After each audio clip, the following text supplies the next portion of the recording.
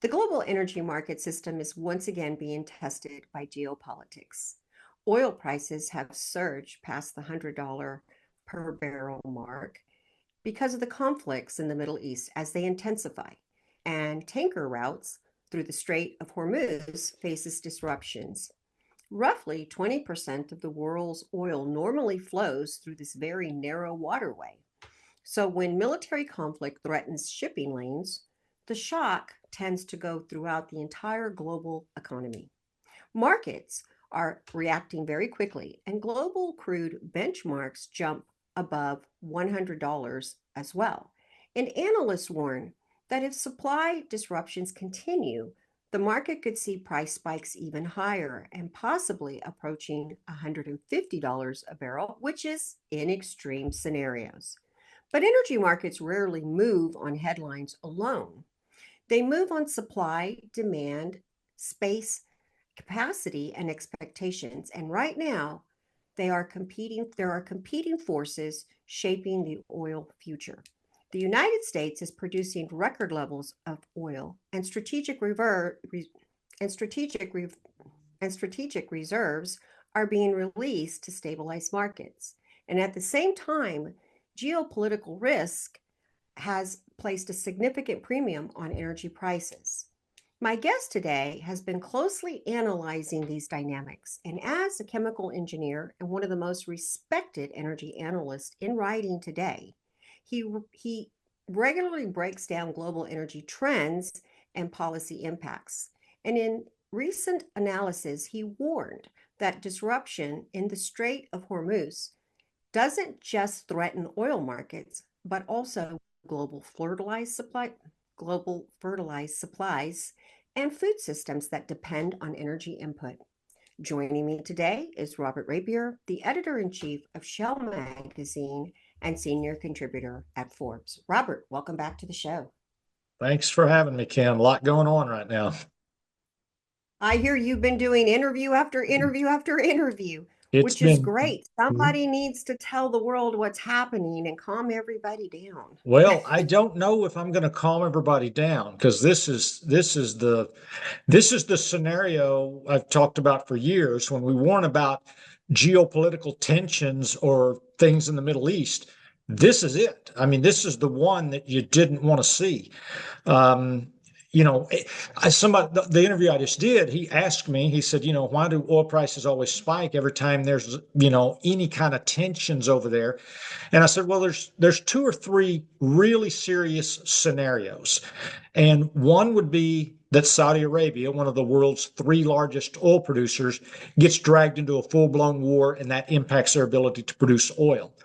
Or that Saudi, Iraq, and Iran all get embroiled in a war over there because they're three major oil producers.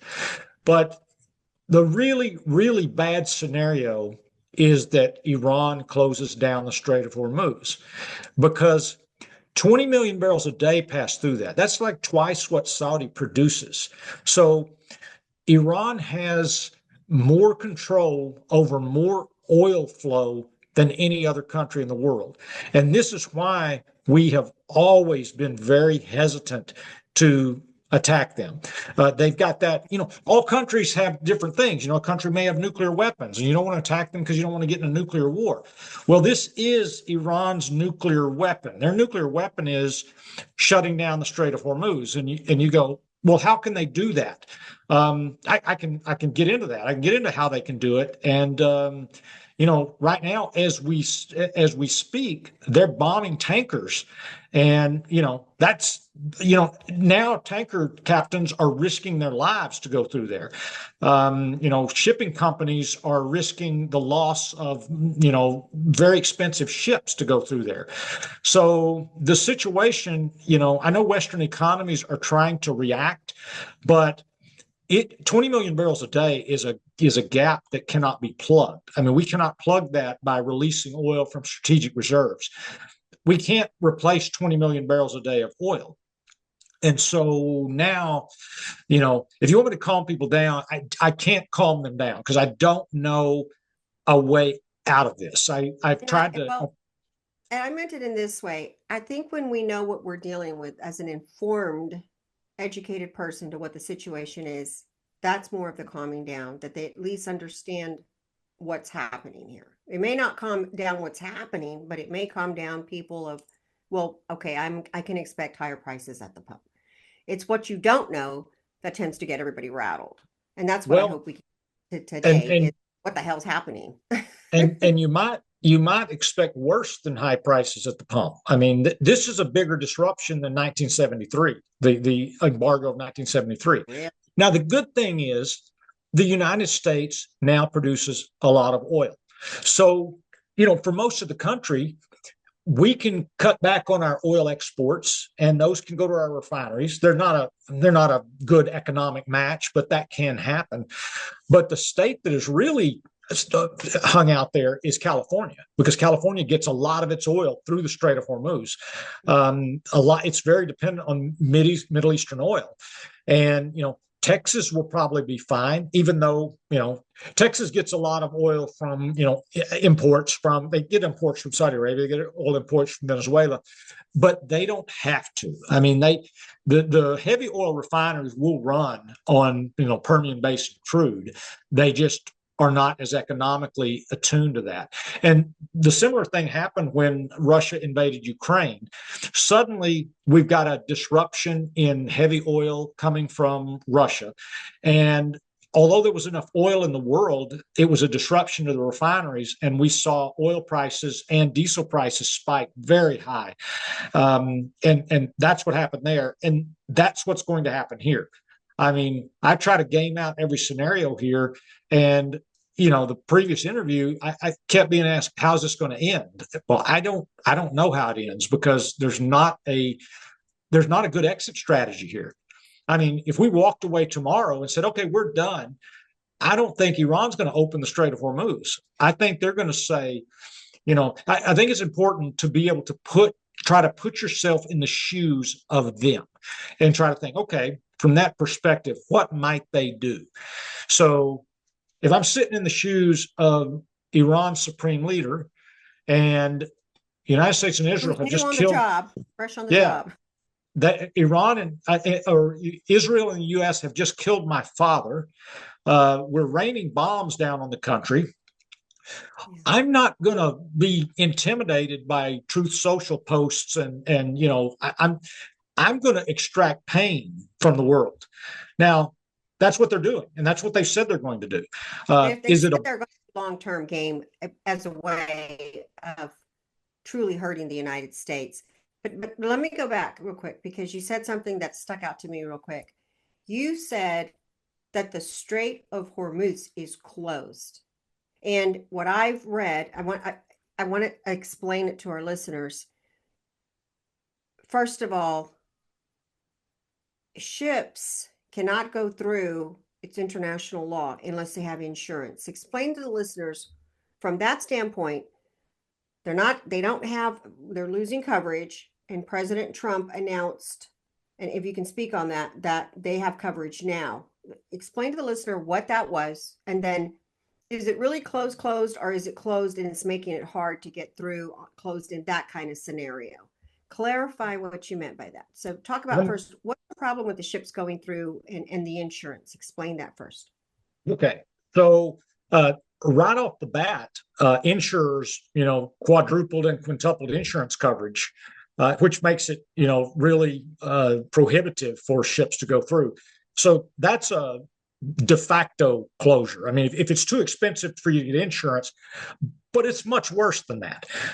There's a site out there, marinetraffic.com, and you can go look at it, and you can see there are no boats moving through the Strait of Hormuz. Iran is attacking anything that goes through there, except they have allowed some Chinese-bound vessels to go through. And Iran is allowing some of their own vessels to go through, but they're not letting anybody else go through. And now they've started attacking vessels that are even in the vicinity.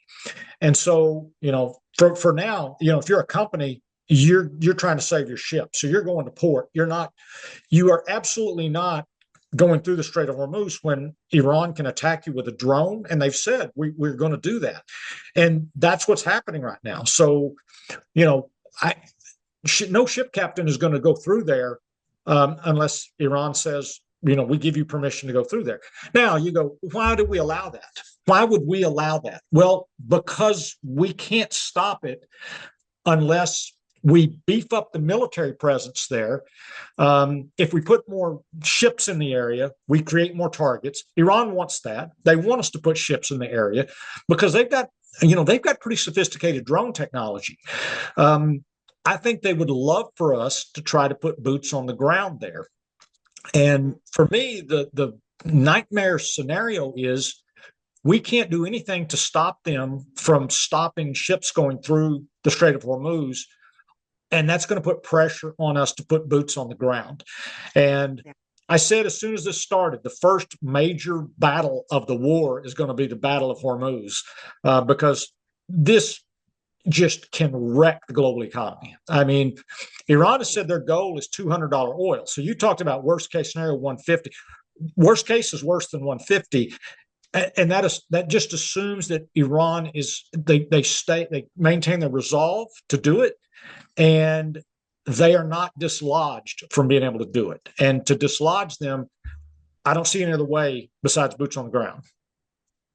So we're going to go to break. When we come back, we're going to break down, how high could oil go and what other areas are being affected. But just to clarify, it's not technically closed for the listener. You won't see barricades. They can't go through. It's the insurance tripled, as you said. They have to have insurance to go through. Insurances don't want to cover that because their oil tanker worth a lot of money might be blown up. So they're rerouting them, which is disrupting the supply chain. And that's how they're effectively shutting it down to a degree. Let's take a quick break. You're listening to the Energy Mixx Radio Show. We'll be right back. And we're back. You're listening to the Energy Mixx Radio Show. My guest today is Editor-in-Chief of SHALE Magazine, Robert Rapier. Robert, I gave a general assessment of what the Strait of Hormuz looks like shut down. And during break, you said, it's worse than that. Please continue on. Tell us how it's worse. Yeah, it's much worse than just an insurance situation. So it started out maybe a week ago. It was, insurance was the biggest concern. But now that Iran has literally started bombing ships, I mean, they have attacked multiple ships that are going through there. So, for a ship captain now, it's not my insurance is high. It's that I may die. I mean, Iran is attacking us. And so that is essentially, that's what has it shut. It's like, you could say that the Galveston Bay is closed because there's military assets all around it, keeping anybody from coming in there. And that is essentially the situation right now. Iran has military assets and naval assets that, they've dropped mines out there. Now, the U.S. has destroyed a lot of their mine layers, but worse than laying the mines is just destroying ships out there. I mean, you've got oil tankers, you're bombing oil tankers, you are creating potentially an environmental catastrophe there. And it's not just that, supply has to be rerouted. There is no way to reroute it. There's no other outlet for 20 million barrels a day, not just of oil, but of fertilizer that has to go through there. Because fertilizer is made using cheap fossil fuels. And so there's a lot of fertilizer production in that area. Global LNG trade. Qatar is one of the 3 largest LNG exporters, and that all those ships go through there. They go through the Strait of Hormuz, all of them. So you talk about food too, agriculture. Yeah, the fertilizer. Farmers are putting down fertilizer right now, and fertilizer is hung up there. So it's. The oil is the most visible, but it affects a lot of things. It affects a lot of trade and just the ships. The ships are scheduled. They're supposed to be somewhere else, and they're supposed to be picking up something else. And that site I mentioned, marinetraffic.com, if you look at it, there are a huge number of ships that are clustered north of the Strait of Hormuz that can't get out. And there's a bunch of ships clustered to the south that can't get in. And that is going to disrupt global trade in a way that COVID-19 did. COVID-19 disrupted global supply chains, and we saw what happened. And that's the risk here. Robert, I have a question. So we all remember, our listeners remember back a couple of years back, Christmas, when all those tanker ships were stuck. They couldn't get into harbor. They couldn't unload them fast enough. in what was it, the port of, it was in California somewhere. And we remember because we almost missed Christmas. So the average Joe understood what, global supply chains look like.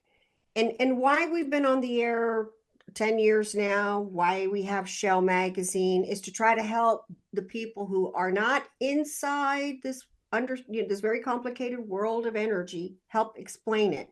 And you're doing a great job today, but I wanted to just say this is where people think there's oil problems or the price. Oh, it's going to affect my gas at the price at the pump, and maybe a little bit at the foods, at my local grocery store. No, this is. Let's talk about. You said this is could be potentially bigger than 1973 that led to an embargo for how many years? If you're saying that, I'm really listening right now, because how can this be bigger, in your opinion, than 1973 when we thought we were running out of oil and we had to put an embargo? Please For the explain that. the global, so OPEC embargoed us. They wouldn't send us oil, and Sorry. so at that time, I think 3 or 4, 5 million barrels a day of oil were impacted, and we saw gas lines and we saw shortages. It was The terrible. the It was disruption awful. here. The disruption here is much, much larger than that. The only saving grace is we produce a lot of oil now. And so that is that's the saving grace, and why it might not be as bad. We've got a lot of oil coming in, from shale, but it's going to be very disruptive. But for the world as a whole, we might not see it here as bad as 1973 just because we produce so much oil. And the last thing I want to do is be alarmist. I've tried to game out all the scenarios here and how this may play out. But for the world as a whole, this is the largest disruption in oil flow ever. I mean, this is right now we're seeing the largest disruption in the flow of oil in history, and the largest disruption in the flow of LNG. We've never seen anything like this, and it's affecting Japan and it's affecting South Korea, who depend on that LNG to keep their power plants going. So the broader supply chain, all these ships, you got a lot of container ships that are stuck inside north of Hormuz, and that's going to disrupt global trade. And if you're sitting there in Iran's shoes right now, you have a lot of power because you are solely in control of making this happen.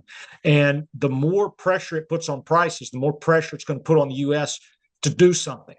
And this is where I think, I look at all the scenarios, and I absolutely do not want to see boots on the ground in Iran. And yet I don't see any way around it at this point.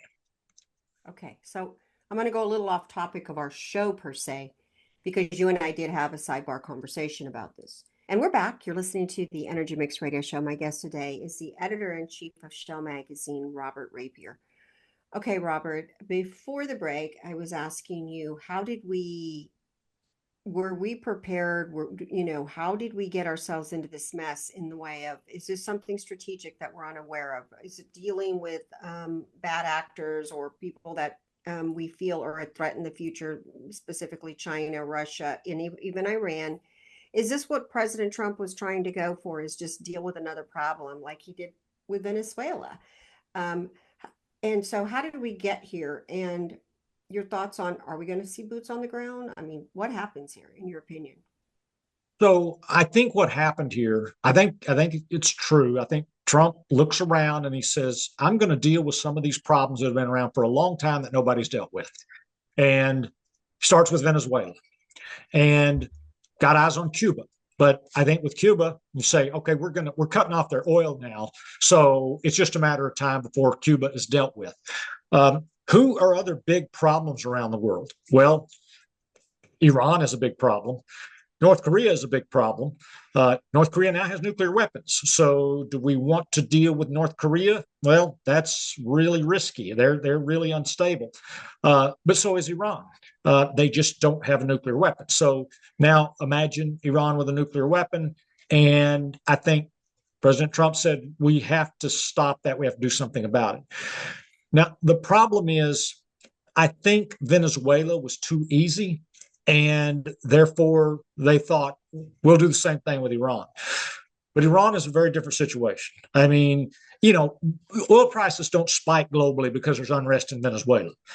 They spike globally because there's unrest in the Middle East, specifically because of Strait of Hormuz. Exactly, because the potential to cut off that much oil.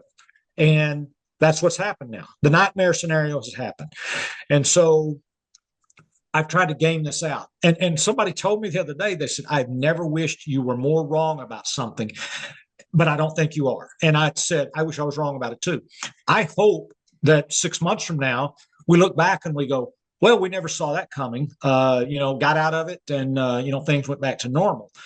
But from this side, from right now where we're looking, I don't see an easy way out of this. So, I mean, what do you want to do? I mean, you want to control Hormuz. We want to be able to control Hormuz. And how do we do that? We've got to eliminate the threat. And how do you eliminate the threat? I think you have to seize the assets and seize the area. And that would mean not just bombing, that would mean boots on the ground. The problem, Iran has very sophisticated drone technology. I mean, they're supplying drones to Russia for attacking Ukraine. And, speaking of Russia, who benefits from this? Russia benefits tremendously from this because Russia has been unable to sell their oil, and the oil that they have sold has been at a steep discount. And now suddenly we've given a waiver to them to be able to sell oil to India. And now the oil is at much higher prices. So this is an absolute huge windfall for Russia. And, it's going to help them continue the war on Ukraine. That's all right. Let's switch gears a little bit. You recently wrote an article analyzing how high these oil prices can realistically go. Historically, you were talking about you said it could go to, $150 a barrel and even 200 potentially within limits. And so I want to get into what does that look like and what are the factors. It's kind of hard to believe. I've been, reporting and just covering since the shale revolution began, which is, I think, 14 years ago, maybe a little longer, 15 years ago. And we were in shock to see it, a little bit over $100 a barrel. I think it went to like 120 or something. I've never seen 150 again in the time I've been, journaling on this.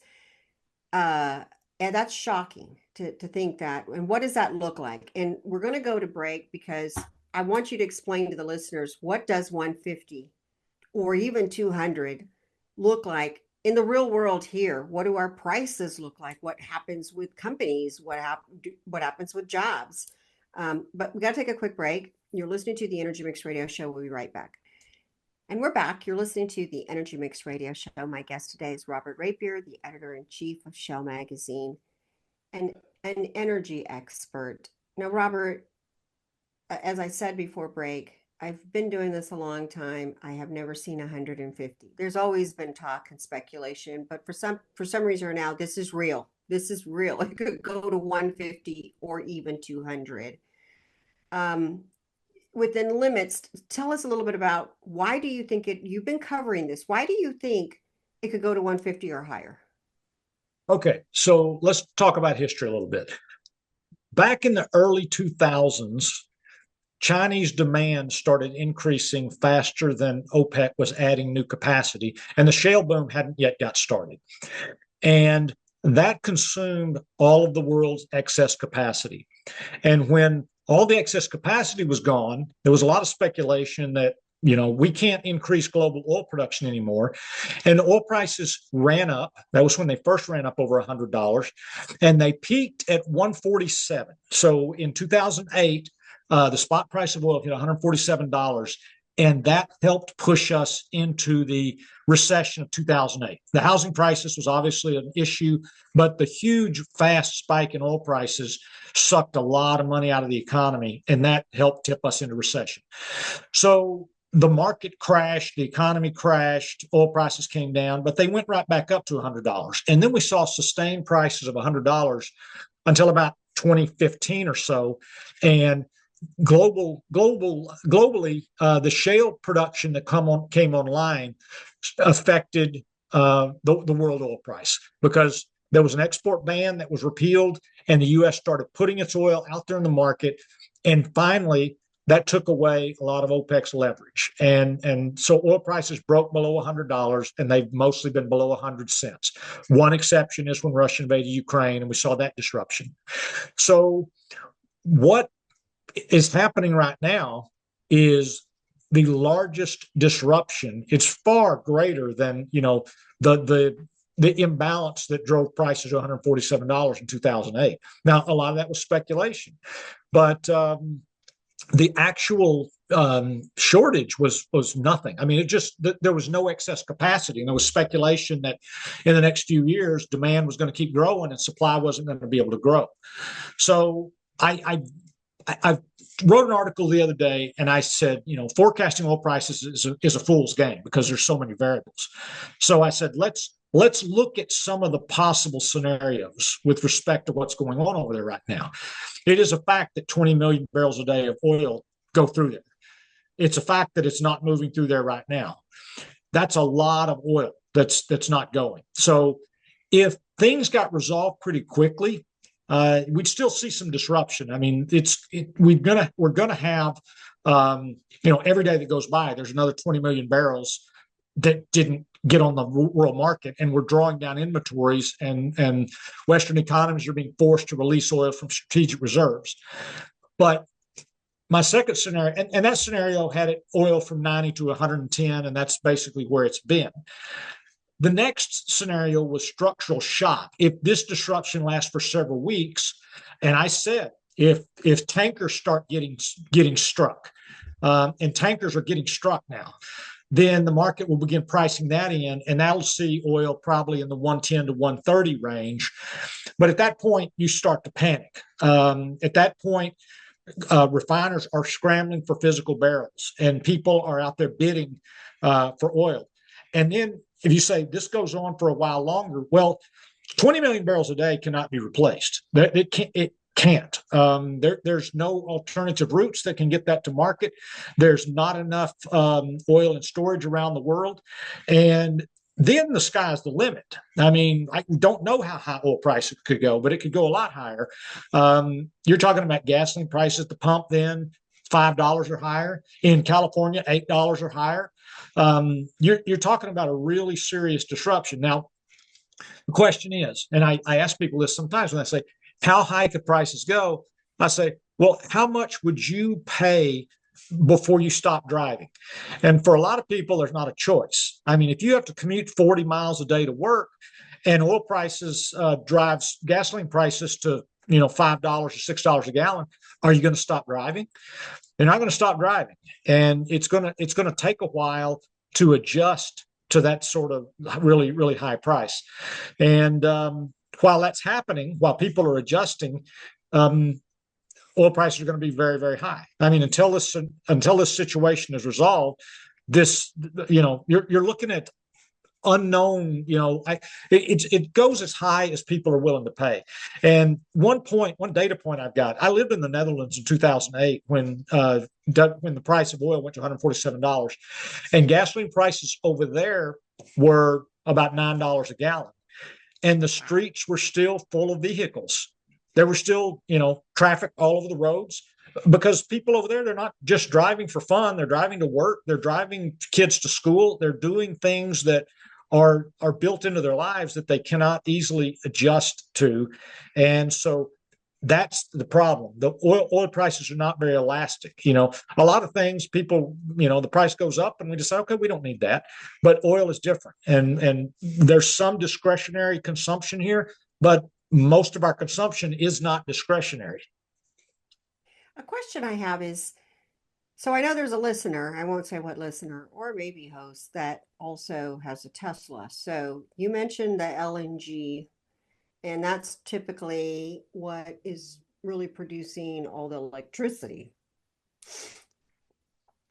So Robert, my question is, Callum, you can keep in there the Tesla, but you mentioned earlier in the show that LNG ships are also being affected. Are we also going to see, what could we see on the side? We've got oil. What about gas? Okay, so LNG trade, I mean, you're talking about one of the three largest LNG exporters in the world being effectively taken offline. And they're having to take their facilities down now because they don't have a place to put it. And so that impacts, it doesn't impact the US as much as Asia, but what it means is US LNG is going to have to try to go into those places, and that will drive up natural gas prices in the US. I mean, I expect to see higher natural gas prices. I mean, given the scenario right now, I would say oil is underpriced and natural gas is underpriced, given what we know today. Given where things are today with Iran attacking tankers and attacking shipping going through the Strait of Hormuz, I would say based on that scenario, oil and natural gas have not fully priced that in. Okay. We're going to take a quick break. When we return, I want to talk about where are we at with spare capacity or production, and can any other countries, including us, step up to the plate and try to replenish what's happening with the disruption in the Persian Gulf. But we have to take a quick break. You're listening to the Energy Mixx Radio Show, and we'll be right back. Okay. And we're back. You're listening to the Energy Mixx Radio Show. My guest today is the editor-in-chief of SHALE magazine, Robert Rapier. Robert, you have given us a lot to think about. There's a lot of moving pieces here, and I would say the one word that probably comes to my mind is get ready, buckle up. It's going to be a bumpy ride. That wasn't one word, that was a sentence, sorry. But let's talk about, one of the questions I have is, do we have spare production capacity right now? And is it just in the United States? Is it globally? Could other countries like Saudi Arabia step up to the plate? What about us? Other producers? Can we produce meaningful amounts to offset the disruption that potentially is coming out of the Persian Gulf? That's funny you said that, because I started an article last week. I said, for investors, I said, buckle up. It's about to be a bumpy ride, because that's what's going to happen. So at the end of 2025, the narrative was there are 2 to 4 million barrels a day of spare capacity in the world that could be brought online. And that's going to keep prices depressed at around $60. And that's why I say predicting oil prices is a fool's game, because there's just so many things that can happen. A lot of that spare capacity is in the Middle East. A lot of that spare capacity is in the area that's being affected right now. In the US, we have very little that could be brought online quickly. I mean, there's just not a lot. I mean, on a multi-year scale, yes. If you said oil prices are going to be $150, yeah, U.S. producers would be out there fracking new areas, and there's a lot of marginal production that would be produced, but not quickly. That can't happen quickly. The quick production is over in Saudi Arabia and some countries like that. There is some spare capacity there, and that's exactly where you don't want it. And I'll say again, the real problem here is the scale of the problem. Best case, there was maybe 4 million barrels a day of spare capacity. There's 20 million barrels a day offline right now, not moving, and that's a phenomenal amount of oil. We've never seen this before, and I absolutely do not like to be alarmist. And I'm the one that's usually telling people, tap the brakes. This is not, there are other scenarios here that might make it not as bad as what we think.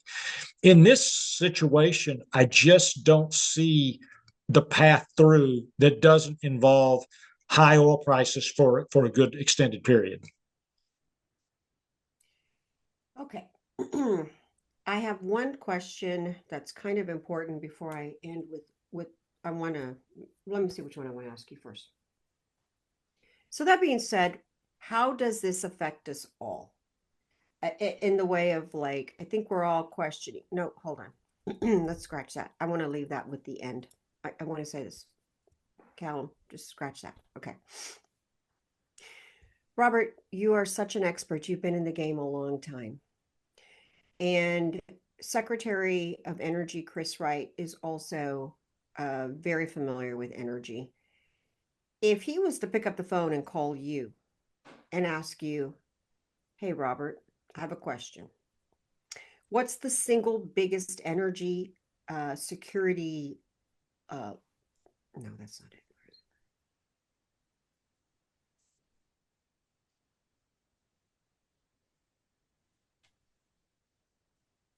I read it wrong. I was going to ask you, so you tell me which one you feel more comfortable with. What is the single biggest thing you could give them as advice about where we are right now? And if we stay this, what's going to happen? But the question was, if you're advising policymakers right now, what's the single biggest energy security lesson that we should have taken from this conflict? And I don't really know if you're like an I expert mean, in that area. yeah, the single biggest one is don't attack Iran. I mean, Yeah. that's why we don't attack Iran. I mean, you see it right now why we don't attack Iran and why president after president, even though Iran has been an enormous pain in the ass, we don't attack them just because they've got that leverage right there. It's like attacking a country with nuclear weapons. It's attacking a country that has dumb one. It's a dumb. Yep. And President Trump, he's not the brightest color in the coloring box either. I've been seeing it for a while. Yeah. Okay. Wait, let me ask, how does this affect us all? And then I want to end with, when historians look back at the moment, at this moment in energy markets, what do you think they will remember as a short-term shock or the turning point of geopolitics in energy? I think that's a good question to end with. Do we have enough time, Callum, for those two? Yes, we've got 3.5 minutes left. Okay, so let's ask this question. Well, Robert, we've covered a lot of territory, and I think what I'm hearing from you was we should have really thought about before we went after Iran. We should have really done some problem solving, like you've appeared to do, and ran through some traps. But it's too late now. We're here. My question, I think the listeners are asking, is the same question I am, which is, well, how the hell is this going to affect us all in the way of, like, we know we're going to expect a bumpy ride. We've said that. We know we're going to expect price changes. We're already seeing it at the pump. But how is this going to really affect us all in the way of, like, how should we be looking at this? Well, so from an energy security standpoint, I think the U.S. is in pretty good shape. We produce a lot of oil. We get a lot of oil from Canada. We get oil from Venezuela. We get oil from a lot of places that can replace oil that we were getting from the Middle East. We were getting some oil from Saudi Arabia. So from an energy security perspective, I think we're okay. We're not going to see, shortages, but we are going to see a lot higher prices because, oil is a global commodity and it is affected by what goes on everywhere else. And if there's a 20 million barrel a day shortage, suddenly that is going to affect us. Now, what might that do? When oil prices rise very quickly, it is inflationary and it can tip us into a recession. So this is what we have to be watching out for. And these are my concerns, that rapid increases at the pump. And I know you've seen them. I've seen them here in Phoenix. We've seen gasoline prices run up very quickly. And somebody pointed out to me the other day, they said, we've dealt with $100 oil before. Why is it a problem now? The problem is the speed of the change. People are used to having a budget and they know how much money is coming in and how much money is going out. And suddenly you have a change that has a lot more of your money going out than you expected. And so now you're going to have to start cutting back on things. You got your life, revolving around oil at $60 and gasoline at $3 or even $2.50. And suddenly you're spending, maybe double that. That affects everybody. And that affects, spending in the economy. It slows everything down. And, the risk of a major stock market sell-off has increased dramatically. We could see that because of this, if this tips us into recession. There's no. I wish I had better clarity on where this is going. I think it's imperative that we get traffic moving through the Strait of Hormuz, and there's no easy way to do that. Last question. When historians look back at this moment and in energy markets, what do you think they will remember as the short-term shock? And then what was the turning point? Will this change anything as we look at geopolitics in energy, which nobody really seems to think about that until we're in, like, the oh shit moment. Leo! Sorry. Hey, Leo! You messed up my question and it was good. Leo! Yeah, but you said, oh shit. I don't think you could say that on the radio, can you? We're not supposed to. I'll listen through. We're good. Okay. Well, I'm going to ask it again just to clean it up because he barked right through that question. Here we go. Robert, last question before I let you go. When historians look back at this moment in energy markets, what do you think they're going to remember in the short-term shock? Robert, last question before I let you go. When historians look back at this moment in the energy markets, do you think it will be remembered as a short-term shock or as a turning point of the geopolitical politics that happen in energy? What do you think we learned out of this lesson? I think it's going to be the latter. Or do we? Because we never seem to learn a lesson. Do we learn? Well, a lot of people know where the Strait of Hormuz is now, and a lot of people know now how much oil moves through that. It's the most important oil choke point on the planet. And so that's why you tiptoe around that. That's why Iran gets away with some of the things it gets away with, because while they're not a nuclear country, they have leverage over the entire world economy. And so going forward, I think we're going to learn that this is what, when people talk about Middle East risk, this is it. This is the risk. This is why you don't mess around with Iran, and the consequences are very high. And Iran's been a problem for a long time, and I know we want to deal with them, but it was never going to be easy to deal with them. And this is why. And I think the history books are going to look. This is going to be a major event in history. I don't think this is a blip. I don't think this is, 2022, the spike of oil prices then and the retreat. That's a minor event. That was, Russia's invasion of Ukraine's not minor, but the disruption in the energy markets, that's a blip. I don't think this one's going to be a blip. I don't think so either. Very interesting show today. Thank you for coming in and talking to us about what's happening, what we can expect. Thank you again for joining me on the Energy Mixx Radio Show. Well, I'd say one last thing. This is great for U.S. oil producers. I mean, it's fantastic, but nobody's going to win if oil prices run to $150. The oil producers will make a lot of money, but the economy is going to go into recession. So nobody wins in that scenario. Very good. Thank you, Robert, for joining me on the Energy Mixx Radio Show. You bet.